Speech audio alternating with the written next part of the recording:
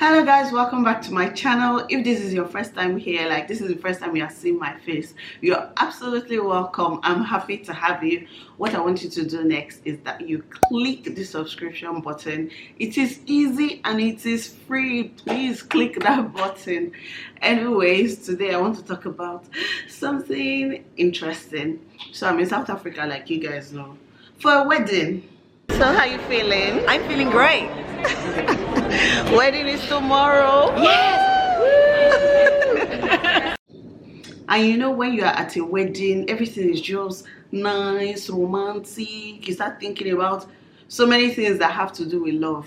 And I've been posting on my social media using the hashtags for the wedding, and I've been getting a lot of messages, a lot of emails, a lot of DMs, and most of them, they're from younger girls and a lot of people that are not married, basically, and it is all the same thing, asking for advice. I'm not an expert on marriage. In fact, I don't know anything. But we can kind of talk this afternoon or this evening. Actually, it's night time. I just came back from a long day, so we can kind of chat this evening about what I would advise my maybe younger sister or a friend that is single and looks forward to getting married. This is what I will just tell you. So the first thing I will say, which is something I say all the time, is you need to find yourself first before you get married, and you need to be completing yourself. There is nobody in this world that will complete you, and I don't think it is wise to place all your happiness, all your hopes, all your dreams on that one special person that is coming. What if they don't meet your expectations? And the thing about expectations is that sometimes they are not met, especially in marriage. People have a lot of expectations when they're about to get married. Even on Twitter, I see conversations, people saying, my wife must do this, my mother-in-law must not do that, my husband must do this. And people have all these expectations. Sometimes they don't even communicate these expectations to their partner, like to the person they want to marry. Like, this is me. I like men that do this. I like men that do that. I like men that know how to take care of children. Are you going to be able to take care of kids? Things like that. Things that are important to you. Things that are valuable to you. You need to communicate them so that you know where you stand. When you are dating is not final. So if you are dating one guy, you don't have to marry him. Dating is the time for you to see, is this the guy I want to marry? Like, you have a choice. Is the time, opportunity for you to study a person's character and see, do I really like this person? It is not a sentence. You must not marry that person. Make sure while you're dating, you discuss expectations extensively. That talk, communicate. Don't be scared to say, what if I say this and he doesn't like it and he breaks up with me? No, you need to say it now, so that if he doesn't like it, let him break up with you quicker, so that you can find your dream guy, your dream man. So that's what you should do. Another thing is, you need to be truthful with yourself before you get married. You need to know why you're getting married. I think I saw people having this conversation on Twitter. Should you marry for money or should you marry for love?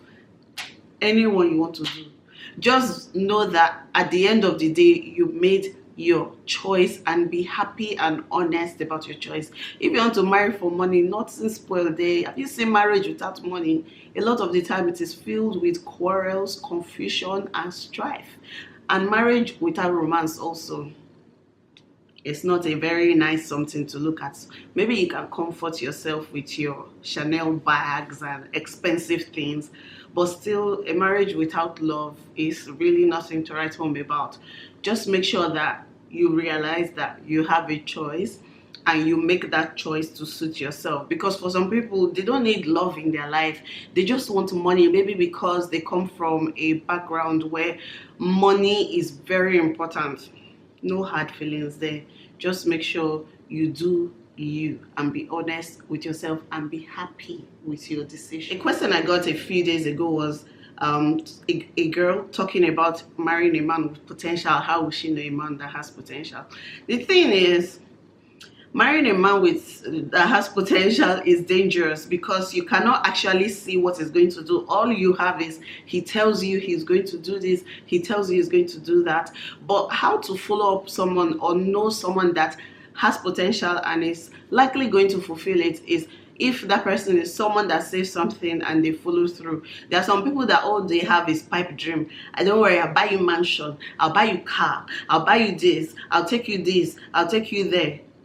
And you've never seen any action working towards that. Let's say for even his dreams, let's say he wants to become maybe an engineer. Is he working towards it? There are some people, all they do is talk, talk, talk, talk, talk. Look for an action man. That's what you need to look for. So when it comes to marriage potential, I know a lot of people are scared. A lot of girls are scared because you never know if he's going to achieve his potential and you don't want to go and enter one chance. And that's the problem with marrying a man that has potential.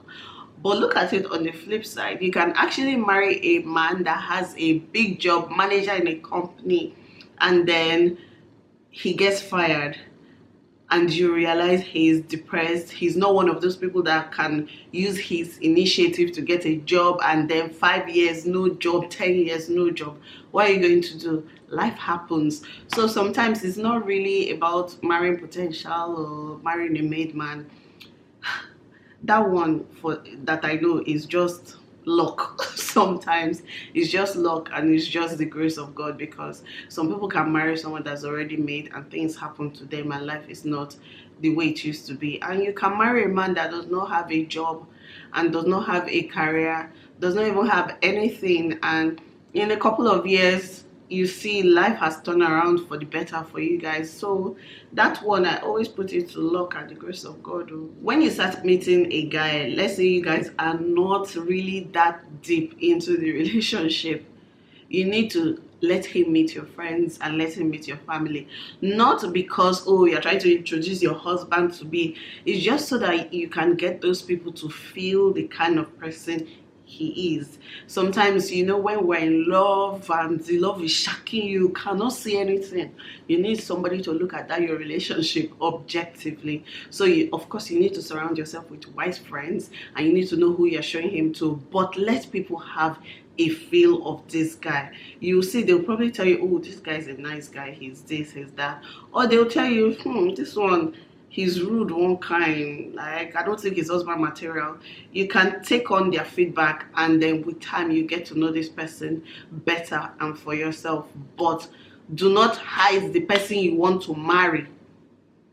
Don't go and hide him and then your family meet him only on the introduction day or 2 weeks to introduction or something like that. Let them get to know him, because you are going to spend the rest of your life with this person. You want to make sure you are ticking all the boxes and making the right decisions, at least as much as you can try. Always, always, always have a good sense of self-worth. And I know that's something a lot of girls struggle with, a lot of women struggle with it.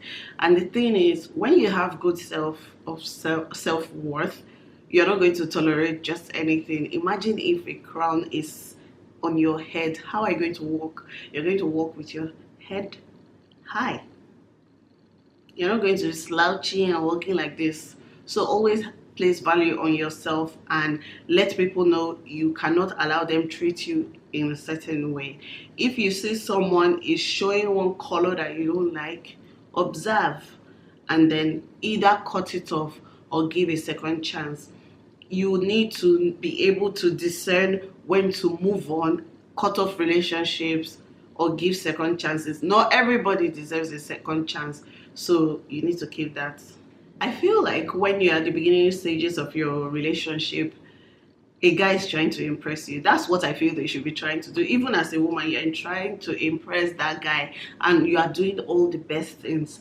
If in that stage of your relationship, the guy you are dating is not behaving well, is misperforming, my dear, you need to adjust. Because if he's not performing well at that time, which is meant to be the time he's bringing his best, imagine how he'll be acting when, you know, plenty water have passed under the bridge and you guys are now like, the thing is not shacking you again. Do you understand? When love is shacking you, you'll be impressing, you'll be opening doors, you'll be saying please, thank you, you'll be saying baby, darling, all those things. But when time has passed, a lot of those things fade. They fade.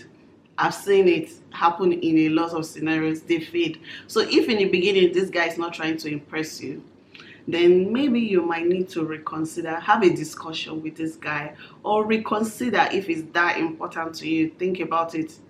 Are all these things important to me? If yes, then maybe you should consider moving on. I think women should use their brains when getting married. What I mean is, be more logical when you're making the decision on who to marry, because I think men do it. I think men can have like 3 girlfriends and make the logical decision on the one to marry, the person that made it to the finish line, the lucky girl. And I think that's what women should do also. Be logical about your decision. Not everything is love, not everything is emotion. Use your brain when you're choosing who to marry, because it is your choice. It is still your choice at the end of the day. I've realized that the tiny things, they get magnified in marriage. So if there is a character in this guy you're looking at, you're not comfortable with it, maybe you need to really pause and look at it critically. Because the tiny things, you know, those things that when you're dating, you're like, this thing, no worry, I go manage them, When you get into the marriage, they'll become like mountains. For example, a guy that is very generous. Do you understand? Every woman wants a generous guy. Imagine he's so generous. Buy for your sisters, buy for your brothers, dashing you money. You want to buy this, he gives you. And then you're so happy, you get married. Only to realize that inside this marriage, this guy knows they save. When you have kids, you're thinking, Mr. Husband, I'm not going to save for the school fees. I'm not going to that. But he's going to be like, but baby, I gave you the money and you used it to go shopping. You told me you wanted to buy new bra, I gave it to you. You told me you wanted this latest car, I gave it to you. But you did not save for your children's school fees. So you see, the guy that was generous in a relationship might not be what you need in a marriage. You will realize, you're always dashing money to people, uncles, father. Can you just save money for us? So that is a problem. Or a guy that when you guys are dating, he's so funny, his sense of humor is amazing, and then you get married and it's that same thing that is going to annoy you. Then you're going to be like, can't you ever be serious in your life? Any small thing, you are taking it like a joke. I'm talking to you about maybe our medical insurance or something. You're taking it like joke. Everything is a joke to you. Can't you be serious? And you guys know that women in marriage, it looks like sometimes we're the very forward thinkers and serious ones. And the guy is just like, but baby, you told me that you like the way I joke. But my friend, life is not a joke, so get serious. So those are the things I've kind of observed in marriages, that those little things that you maybe even like, sometimes that is what causes problems in the marriage. I think at the end of the day, when all is said and done, the most important thing is that you marry a good person. By a good person, I mean someone that is nice to everybody. You know, there's some people that treat maybe house helps differently, or maybe gate men differently, or just other people, they treat other people bad, but they treat you like a queen. You should be careful of people like that, because once the love has come out for the eyes, they will treat you just the same way they treat other people. So the basic is find a good person. And once again, ladies, the nitty-gritty of your life should not depend on a man, as much as you can avoid it. And I'm not just saying on a man, on any human being. Nobody should have to 100% depend on somebody else for their survival, except kids. Do you understand? As an adult, you should be able to take care of yourself to a certain extent, because this thing called life, it teaches people a lot of lessons. You can depend on your husband, and I'm saying husband, men, because I feel like I'm talking to girls and ladies and women. So you can depend on your husband, and things would happen.